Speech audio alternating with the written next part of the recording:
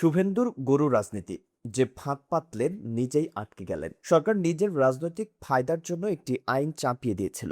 উদ্দেশ্য ছিল একটি নির্দিষ্ট সম্প্রদায়কে কোণঠাসা করা, কিন্তু সেই আইনের পাল্টা আঘাতে আজ তাদের নিজেদের ভোটাররাই রাস্তায় নেমে কাঁদছেন। আর অবস্থা এমন জায়গায় গিয়ে দাঁড়িয়েছে যে এখন কোর্টের কাঠগড়ায় দাঁড়াতে হচ্ছে খোদ মুখ্যমন্ত্রীকে। যে শুভেন্দু অধিকারী একসময় 3 বাটি গরুর মাংস খেয়ে টিফিন ক্যারিয়ারে বাড়ি নিয়ে যেতেন, আজ সেই শুভেন্দু গরুর রাজনীতি করতে গিয়ে নিজেই এমন ফাঁদে আটকে গেছেন যেখান থেকে বেরোনোর রাস্তা সংকীর্ণ হয়ে আসছে প্রতিটি ঘন্টায়। ঠিক কিভাবে এটা ঘটলো, কে এই মাস্টার স্ট্রোক খেললো, আর সামনে কি অপেক্ষা করছে, সেটাই আজকের বিশ্লেষণ। শুভেন্দু ভেবেছিলেন এই চালে মুসলিমরা কোণঠাসা হবেন, কট্টর হিন্দু ভোট ব্যাংক খুশিতে গদগদ হবে, দিল্লির কর্তারাও তাকে ভালো ছেলে হিসেবে দেখবেন। কিন্তু খামারিরা এখন প্রকাশ্যে বলছেন এই গরুগুলোকে 3 দিন খাওয়াতে পারছি না, গরুগুলো মরবে, আমরাও মরবো। আরেকজন বলছেন ভেবেছিলাম গরু কুরবানি বন্ধ করলে মুসলমানরা জব্দ হবে, জব্দ আমরাই জব্দ হচ্ছে। আর সবচেয়ে ভয়ঙ্কর খবরটা হলো ইতিমধ্যেই দেনার দায়ে কোনো কোনো গরু ব্যবসায়ী জীবন শেষ করে দিয়েছে। একজন হিন্দু নারী ক্যামেরায় বলেছেন, আমরা এরকম ভাবিনি যে আমাদের সরকার আমাদের গলায় দড়ি আর বিষ তুলে দেবে। যে দল বলেছিল হিন্দুদের সরকার, আজ সেই দলের সিদ্ধান্তে হিন্দু কৃষকরা মরণের মুখে। কিন্তু গল্প এখানে শেষ নয়, কারণ ঠিক এই মুহূর্তেই অন্য ফ্রন্ট থেকে এসেছে আসল আঘাত। পশ্চিমবঙ্গের মুসলিম সম্প্রদায় এবার কোনো রাস্তায় নামেনি, কোনো বিক্ষোভ করেনি, কোনো ভাঙচুর হয়নি। তারা একটাই কাজ করেছে, গরু কেনা বয়কট। ঘোষণা পরিষ্কার, ছোট হোক আর বড় হোক, আমরা কোনো গরু কোরবানি করব না, সরকারের আইন আমরা মানছি। বীরভূমের রামপুরহাটের ইমাম মুয়াজ্জিন ওয়েলফেয়ার কমিটি বৈঠক করে দাবি তুলেছে গরুকে জাতীয় পশু ঘোষণা করা হোক, তাহলে আর গো হত্যা হবে না। যে বিক্রি করবে সেও অপরাধী, যে কিনবে সেও, যে কাটবে সেও। ভারতের বিভিন্ন জায়গায় মুসলিম যুবকরা মিছিল করে বলছেন, গরু যখন মা, তো মাকে বাড়ি নিয়ে গিয়ে সেবা করুন, আমাদের দরকার নেই। আর এই নীরব বয়কটেই পুরো বাংলার পশু অর্থনীতি ধসে পড়েছে। ফুরফুরা শরীফের পীরজাদা থেকে শুরু করে নওশাদ সিদ্দিকী সবাই একই সুরে আওয়াজ তুলেছেন। তারা বলছেন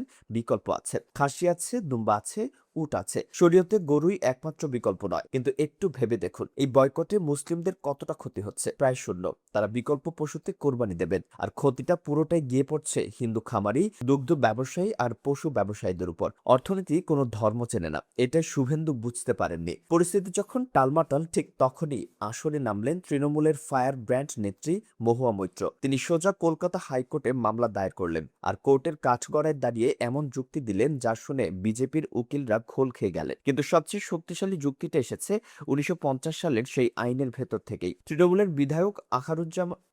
বিধায়ক আখরুজ্জামান মমতা বন্দ্যোপাধ্যায়ের পরামর্শে কোর্টে দেখান যে এই আইনেরই 12 নম্বর ধারায় স্পষ্ট লেখা আছে 3টি বিশেষ ক্ষেত্রে রাজ্য সরকার এই বিধিনিষেধ শিথিল করতে পারে। সেই 3টির একটি হলো ধর্মীয় উৎসব। কোরবানির ঈদ যে একটি ধর্মীয় উৎসব, এটা অস্বীকার করার কোনো উপায় নেই। অর্থাৎ শুভেন্দু যে আইনকে অস্ত্র হিসেবে ব্যবহার করেছিলেন, সেই আইনের ভেতরেই ছিল তাকে ঘায়েল করার গোলাবারুদ। আর কলকাতা হাইকোর্ট এই আবেদনকে গুরুত্ব দিয়ে রাজ্য সরকারকে নির্দেশ দিয়েছে 24 ঘন্টার মধ্যে এ বিষয়ে জবাব দিতে হবে। এখন প্রশ্ন, সরকার কি জবাব দেবে? কারণ জবাব দিতে গেলেই ফাঁস হবে যে এই আইনের আসল উদ্দেশ্য পশু সংরক্ষণ নয়, ধর্মীয় রাজনীতি। আর জবাব না দিলে কোর্ট ধরে নেবে সরকারের কোনো যৌক্তিক ভিত্তি নেই। এবার অর্থনীতির বিষয়টা একটু ঠান্ডা মাথায় দেখা যাক, কারণ এই সংকট শুধু গরুর হাটে সীমাবদ্ধ নেই, এটা এখন একটা চেইন রিঅ্যাকশন। প্রথম আঘাত দুগ্ধ শিল্প। একটি গরু 7 থেকে 8 বছর দুধ দেয়, তারপর অনুৎপাদনশীল। একটি গরু 7 থেকে 8 বছর দুধ দেয়, তারপর অনুৎপাদনশীল। আগে সেই গরু বিক্রি করে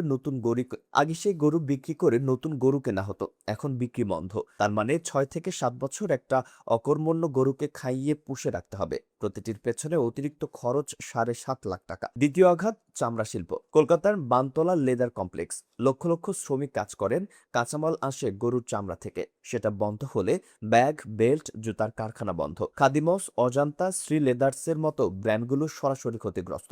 তৃতীয় আঘাত প্রোটিন সংকট। গরুর মাংস কোটি কোটি শ্রমজীবী মানুষের সবচেয়ে সস্তা প্রোটিনের উৎস, সেটা বন্ধ হলে চাহিদা গিয়ে পড়বে মুরগি, মাছ, খাসির উপর। দাম রকেটের গতিতে বাড়বে, মধ্যবিত্তের নাগালের বাইরে চলে যাবে। চতুর্থ আঘাত সরকারি কোষাগারে চাপ। রাস্তায় ঘুরে বেড়ানো লক্ষ লক্ষ অনুৎপাদনশীল গরুর জন্য গোশালা বানাতে হবে, স্বাস্থ্য শিক্ষার বাজেট থেকে টাকা সরবে গরু রক্ষণাবেক্ষণে। এটা বুঝতে কোনো অর্থনীতিবিদ হওয়ার দরকার নেই, কিন্তু শুভেন্দু বোঝেননি নাকি জেনে শুনেই এই আত্মঘাতী খেল খেলেছে। এই পুরো সংকটে সবচেয়ে অপ্রত্যাশিত যে জিনিসটা ঘটেছে সেটা বিজেপির সবচেয়ে বড় দুঃস্বপ্ন। শুভেন্দু ভেবেছিলেন হিন্দু আর মুসলিমদের মধ্যে বিভেদ তৈরি হবে, দুই সম্প্রদায়ের মধ্যে ঘৃণার দেয়াল আরো উঁচু হবে। হিন্দু খামারিরা এখন স্পষ্ট বুঝতে পারছেন তাদের অর্থনৈতিক অস্বস্তি মুসলিম ক্রেতাদের সাথে অবিচ্ছেদ্যভাবে জড়িত। গরুর দুধ বিক্রি থেকে শুরু করে কোরবানির হাটে পশু বিক্রি, পুরো চক্রটাই আন্তঃসাম্প্রদায়িক অর্থনৈতিক নির্ভরতার উপর দাঁড়িয়ে। এখন হিন্দু খামারি আর মুসলিম ক্রেতা কাঁধে কাঁধ মিলিয়ে এই আইনের বিরুদ্ধে সোচ্চার। দুই সম্প্রদায়ের মানুষ একসাথে রাস্তায় নামছে,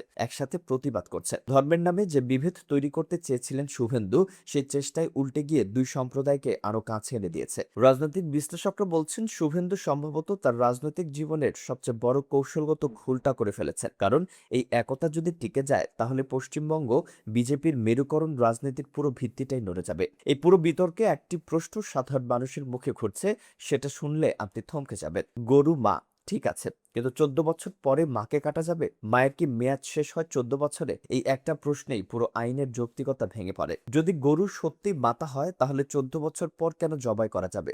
মা তো মাই থাকেন 14 বছর পরেও। আর যদি 14 বছর পর জবাই বৈধ হয় তাহলে এই আইনের ভিত্তিটাই ধর্মীয় আবেগ নয়, রাজনৈতিক হিসাব। বিজেপির কাছে এই প্রশ্নের কোনো উত্তর নেই, কারণ উত্তর দিতে গেলেই স্বীকার করতে হবে এই আইন গরু রক্ষার জন্য নয়, ভোট রক্ষার জন্য। কলকাতা হাইকোর্ট রাজ্য ও কেন্দ্র সরকারকে জবাবদিহিতার জন্য চিঠি পাঠিয়েছে, কিন্তু জবাব দেওয়ার সাহস তাদের হচ্ছে না। কারণ জবাব দিতে গেলেই প্রমাণ হয়ে যাবে যে এই আইনের আসল উদ্দেশ্য ছিল ধর্মীয় বিদ্বেষ ছড়ানো। হাইকোর্ট আপাতত ওই নিয়ম স্থগিত রেখেছে। আইন বিশেষজ্ঞরা বলছেন যদি কোর্টে প্রমাণ হয় যে ইচ্ছাকৃতভাবে রাজ্যের শান্তি নষ্ট করতে এবং মানুষের জীবিকা কেড়ে নিতে এই আইন চালু করা হয়েছে, তাহলে মামলাটার শুধু প্রশাসনিক থাকবে না, এটা ফৌজদারি পর্যায়ে যেতে পারে। আর তখন শুভেন্দুর জন্য পরিস্থিতি সত্যি কঠিন হয়ে দাঁড়াবে। মমতা বন্দ্যোপাধ্যায় এই পুরো বিষয়টা অত্যন্ত ঠান্ডা মাথায় হ্যান্ডেল করেছেন। তিনি সরাসরি রাস্তায় নামেননি, বরং আইনি পথে কোর্টের মাধ্যমে শুভেন্দুকে কোণঠাসা করেছে। এটাই রাজনৈতিক পরিপক্কতার চিহ্ন। মহুয়া মৈত্রের কোর্ট অ্যাটাক আর আকরুজ্জামানের 12 নম্বর ধারার যুক্তি, এই দুইয়ের সম্মিলিত আঘাতে শুভেন্দুর আইনি অবস্থান এখন অত্যন্ত দুর্বল। পশ্চিমবঙ্গে যা ঘটছে এটা শুধু একটা রাজ্যের স্থানীয় সমস্যা নয়, এটা একটা প্যাটার্ন। হাইকোর্টের 24 ঘন্টার নির্দেশ, সরকারের জবাব, কোরবানির ঈদ